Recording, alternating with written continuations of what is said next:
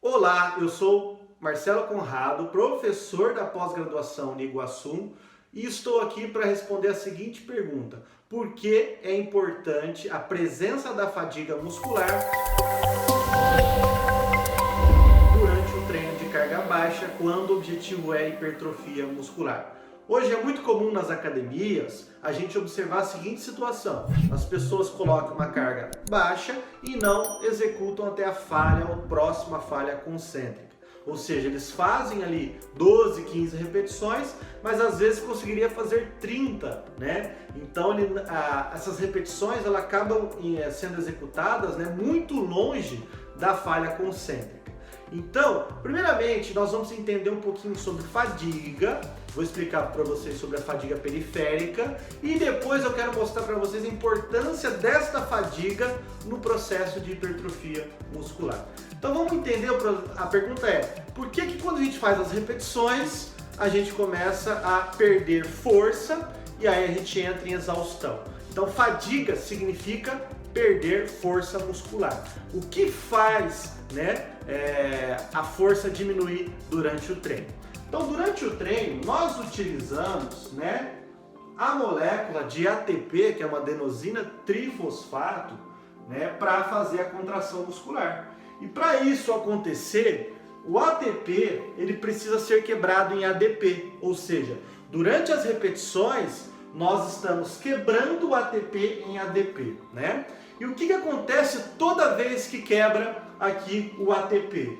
Libera na célula muscular um íon de hidrogênio e fosfato inorgânico, apresentado aqui pela sigla PI. Então, pessoal, durante as repetições, nós quebramos ATP em ADP e isso libera hidrogênio H+, e fosfato. Bom, o que esse hidrogênio tem a ver com a fadiga? E o que esse fosfato inorgânico tem a ver com a fadiga? Muito bem, funciona assim. Toda vez que ocorre um acúmulo de hidrogênio na célula, chamado esse processo de estresse metabólico, esse acúmulo de hidrogênio dentro da célula muscular faz reduzir o pH, ou seja, a célula entra num estado de acidose. Então, durante as repetições, quebramos ATP em ADP e constantemente, de maneira progressiva, iremos acumular hidrogênio na célula muscular e, consequentemente, nós teremos uma redução do pH. Agora, com essa acidose presente no músculo, o que vai acontecer com a força? Vai diminuir. Então, a acidose pode diminuir a produção de força muscular. E como que isso acontece? Pessoal, para a quitina e miosina interagir, ou seja, para o músculo contrair e produzir força, é preciso a presença de cálcio, né? O cálcio, ele é liberado pelo retículo sarcoplasmático. Então vou fazer aqui, ó, retículo sarcoplasmático na célula muscular, né? No músculo, o retículo libera o cálcio faz a união entre actina e miosina. O que isso significa? Que para o músculo contrair e produzir força é necessário cálcio, liberado pelo retículo sarcoplasmático. Bom, o que acontece quando o pH está baixo, ou seja, quando nós estamos em acidose? Que isso vai acontecer durante as repetições. O retículo sarcoplasmático perde a sua função, ele começa a ter uma deficiência em liberar o cálcio, ou seja, quando eu tenho acúmulo de hidrogênio, o pH diminui e aí o retículo sarcoplasmático libera menos cálcio. Com menos cálcio, menos força.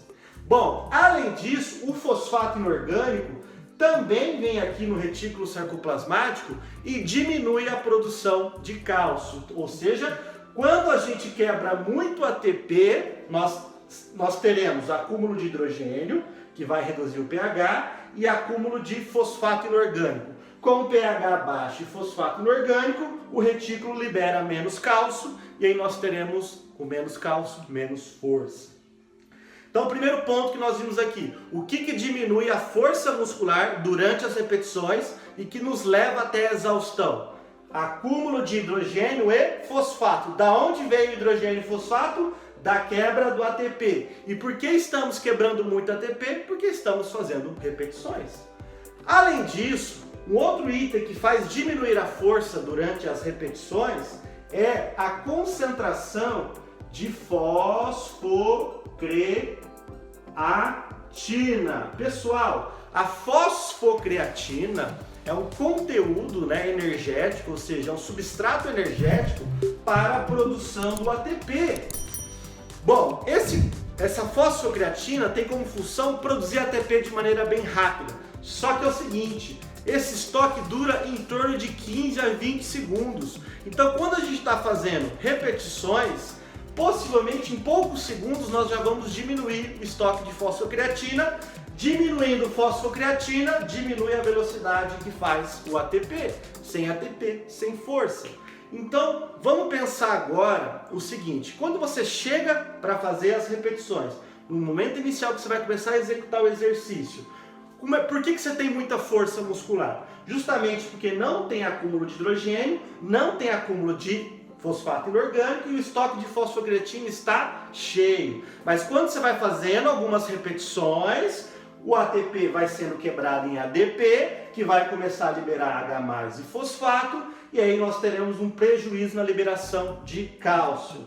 Associado a isso, com a redução de fosfocreatina, diminui a velocidade na formação de ATP. Resultado final, menos cálcio, menos ATP, menos força.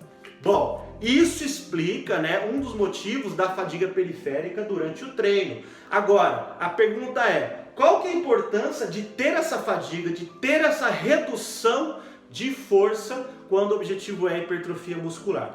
Pessoal, olhem só, se um treino de altas repetições, vamos supor aí 15, 20 repetições, for executado longe da falha, ou seja, a pessoa consegue fazer 20 repetições no máximo, mas ela faz apenas 10. O que vai acontecer? Não dá tempo de ter esse acúmulo de H+, de fosfato e redução da fosfocreatina. O que acontece? Não tem fadiga e não tem redução de força. Ou seja, como a carga está baixa e você não teve fadiga e não teve redução da força, não vai haver um grande recrutamento de fibras tipo 2, que são as fibras de contração rápida.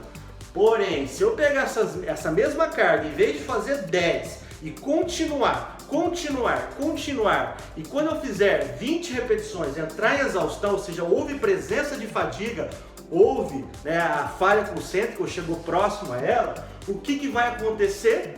Como você foi executando repetições, deu tempo de acumular o H+, deu tempo de acumular o fosfato inorgânico e deu tempo de reduzir a fosfocreatina. Qual que é o resultado final? Fadiga, Redução de cálcio, redução de ATP. Quando o músculo perde a eficiência em produzir força, o que vai acontecer? Começa a haver um grande recrutamento de fibras tipo 2. Então, pessoal, qual é a importância de ter fadiga num treino de carga baixa e altas repetições? Você vai recrutar muitas fibras tipo 2, fibras rápidas, mesmo trabalhando com uma carga mais baixa, Então, por isso que hoje muitos estudos que comparam carga na hipertrofia muscular, carga alta, carga moderada, alta, versus carga baixa, mostram que quando o treino de carga baixa é executado próximo até a falha concêntrica, ou seja, quando há todo esse processo de fadiga, a hipertrofia muscular é similar. Ou seja, teremos aí um grande recrutamento de fibras tipo 2 e aí teremos um bom resultado de hipertrofia.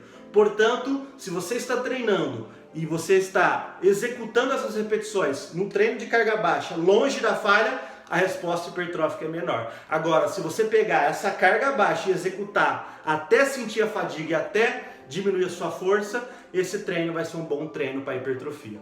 Se você gostou do vídeo, marque um amigo, deixe um comentário aqui e nos vemos no próximo vídeo. Um abraço!